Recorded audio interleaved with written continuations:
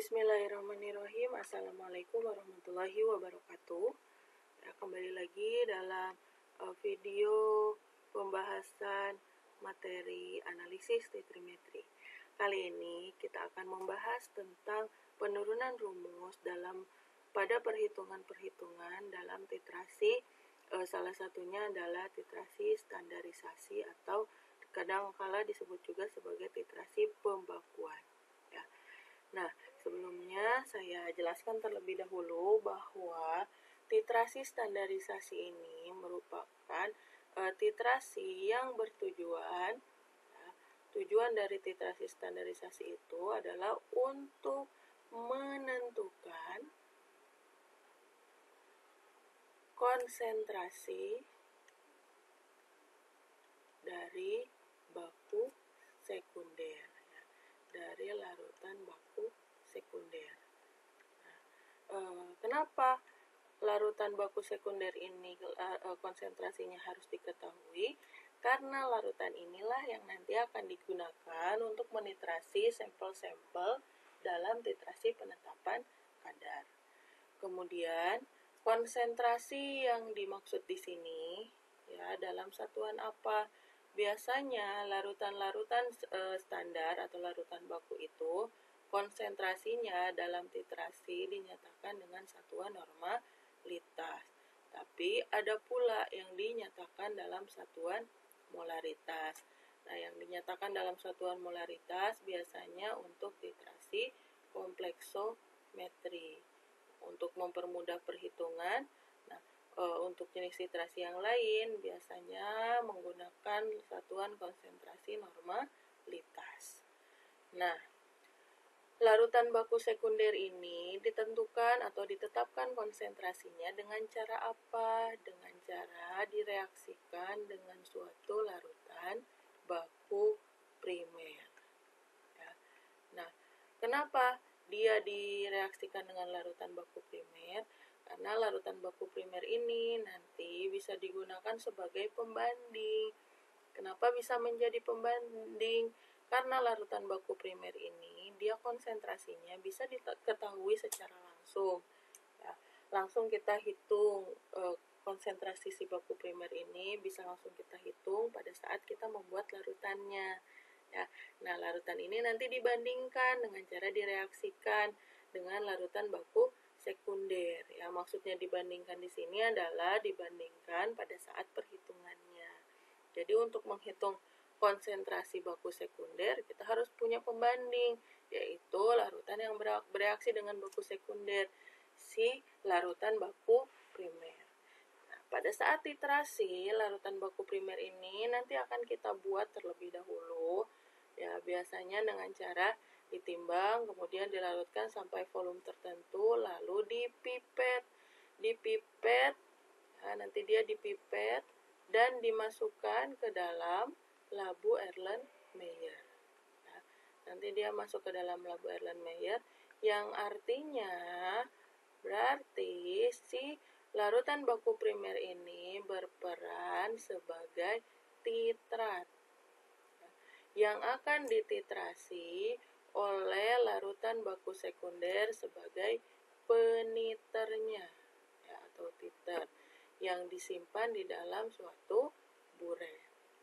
Ya, maka karena larutan baku sekunder ada di buret, maka dia berperan sebagai peniter. Kemudian baku primer karena ada di labu Erlenmeyer, dia berperan sebagai titrat. Nah, konsentrasi dari larutan baku sekunder ini nanti bisa kita hitung pada saat titik ekivalen, yaitu pada saat titik ekivalen itu terjadi ketika ekivalen baku sekunder sama dengan ekivalen baku primer. Nah, ini terjadi pada saat titik ekivalen. Ya, pada saat titik ekivalen ini, ya ingat, ekivalen baku sekunder akan sama dengan ekivalen baku primer. Nah, kemudian dari rumus inilah nanti akan kita temukan rumus atau perhitungan untuk mencari konsentrasi dari baku sekunder itu. Rumusnya adalah miligram baku primer dibagi BE dari baku primer dikali faktor pengencer dikali volume baku sekunder. Nah, pertanyaannya, bagaimana cara kita mendapatkan rumus ini? Nah, rumus ini akan saya jelaskan penurunannya sebagai berikut. Ya. Tapi sebelum saya jelaskan penurunan dari rumus ini, kita harus ingat-ingat dulu ya bahwa sebelumnya kalian sudah tahu ya bahwa normalitas itu rumusnya ekivalen dibagi volume, atau normalitas itu rumusnya gram dibagi BE kali 1000 per mililiter larutan. Kemudian ada juga rumus faktor pengencer. Faktor pengencer itu dilihat atau diambil nilainya dari volume pembuatan dibagi volume yang bereaksi. Oke, kita bahas ya bagaimana penurunan rumusnya. Seperti kita ketahui ya, tadi sudah kita bahas bahwa konsentrasi baku sekunder itu bisa kita hitung pada saat titik ekivalen atau TE, di mana ekivalen baku sekunder ya pada saat TE itu kondisinya sama dengan ekivalen baku primer. Nah, rumus ekivalen di sini bisa kita ganti, ya, rumus ekivalen di sini bisa kita ganti menjadi N dikali V. Kenapa ekivalennya kita ganti menjadi N kali V? Berdasarkan rumus yang ini. Ya, dari rumus normalitas sama dengan ekivalen dibagi volume, maka ekivalen bisa kita cari dengan cara normalitas dikali volume. Ya. Kenapa diubah seperti itu? Supaya nanti bisa dihitung. Ekivalen baku sekundernya kita ubah menjadi N, S itu sebagai baku sekunder, dikali volume baku sekunder sama dengan normalitas baku primer dikali volume baku primer. Ya. Jadi penurunan persamaannya seperti itu. Dari mana rumus ini? Tadi N sama dengan ekivalen dibagi volume. Maka ekivalen itu ya kita pindah ruasin si volumenya, N dikali V itu sama dengan ekivalen. Nah, rumus ekivalen di sini diganti menjadi N kali V. Jadi kalau ekivalen sekunder sama dengan normalitas sekunder kali volume sekunder. Kalau ekivalen primer berarti normalitas primer dikali volume primer. Kemudian ya kita rinci lagi satu persatu. Normalitas baku sekunder ini yang nanti akan kita cari berapa sih nilainya ya. Kemudian volume baku sekunder ini diambil dari mana? Ya, volume baku sekunder yang dimaksud di sini adalah volume baku sekunder yang bereaksi dengan baku primer. Karena si baku sekunder ini berperan sebagai titer yang berada di dalam buret, maka volume baku sekunder itu dilihat dari volume titrasi. Ya, yang nanti ditunjukkan berdasarkan hasil pembacaan dari skala buret. Kemudian, normalitas baku primer diambil dari mana? Dalam titrasi, normalitas baku primer ini diambil atau dihitung dari hasil pembuatannya.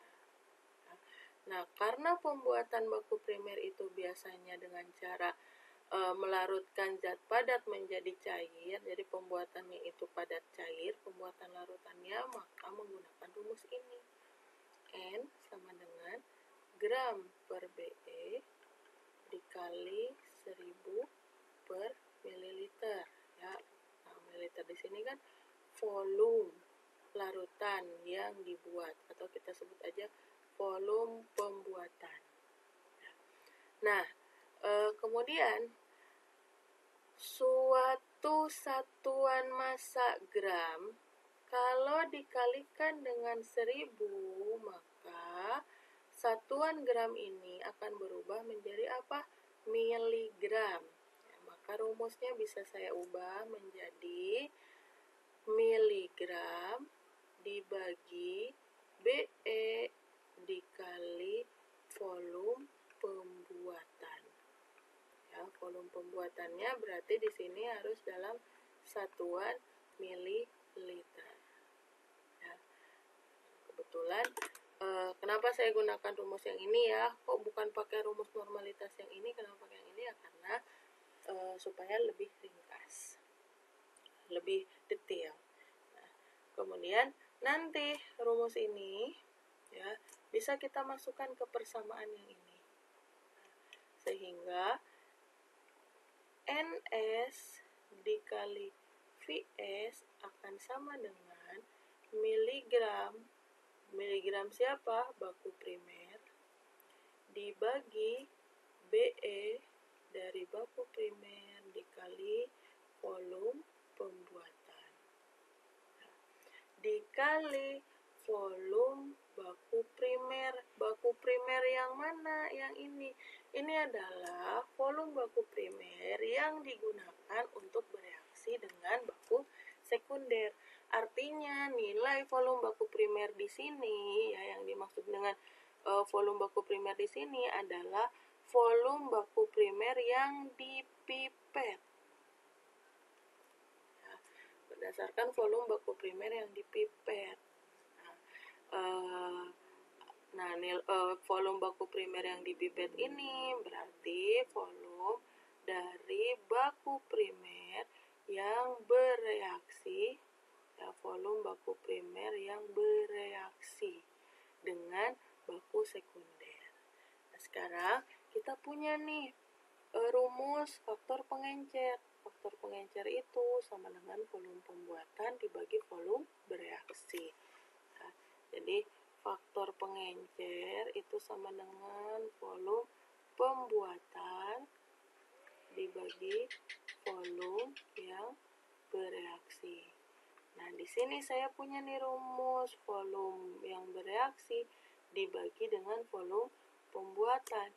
Berarti ini dibalik. Kalau dibalik berarti nilainya menjadi 1/Fp. 1/Fp sama dengan volume yang bereaksi dibagi dengan volume pembuatan. Sehingga nilai ini bisa dikonversi juga ke rumus yang di atas menjadi normalitas baku sekunder dikali volume baku sekunder sama dengan miligram baku primer dibagi BE baku primer dikali faktor pengencer ya. Jadi ini 1/faktor pengencer, artinya faktor pengencernya ada di bawah.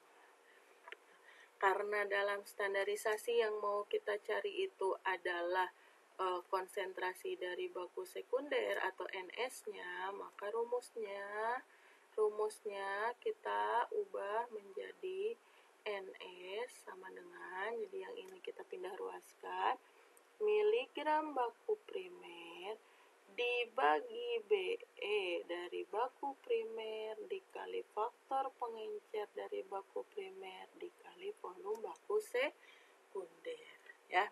Oke, seperti inilah rumusnya. Jadi rumus akhirnya didapatkanlah rumus seperti ini. Nah, rumus ini sama persis dengan rumus yang ini. Ya, kan NS sama dengan miligram baku primer dibagi BE dikali EP kali volume. Ya. Nah, ini kalau normalitas yang kita cari satuan konsentrasinya. Bagaimana kalau satuan konsentrasinya itu dalam satuan molaritas? Kalau dia molaritas, maka tinggal diganti aja BE-nya menjadi MR. Sehingga rumusnya ya dengan penurunan yang sama, rumus molaritas baku sekunder itu miligram baku primer dibagi MR baku primer dikali Fp dikali volume baku sekunder. Ya, dengan cara yang sama penurunannya didapatkan rumus normalitas sekunder seperti ini, molaritas sekunder seperti ini. Nah, oke, demikian penjelasan saya tentang penurunan rumus-rumus dalam perhitungan pada titrasi standarisasi. Mudah-mudahan bisa kalian pahami. Jika ada yang masih bingung, silakan kalian bertanya, sampaikan dalam kolom komentar. Terima kasih. Assalamualaikum warahmatullahi wabarakatuh.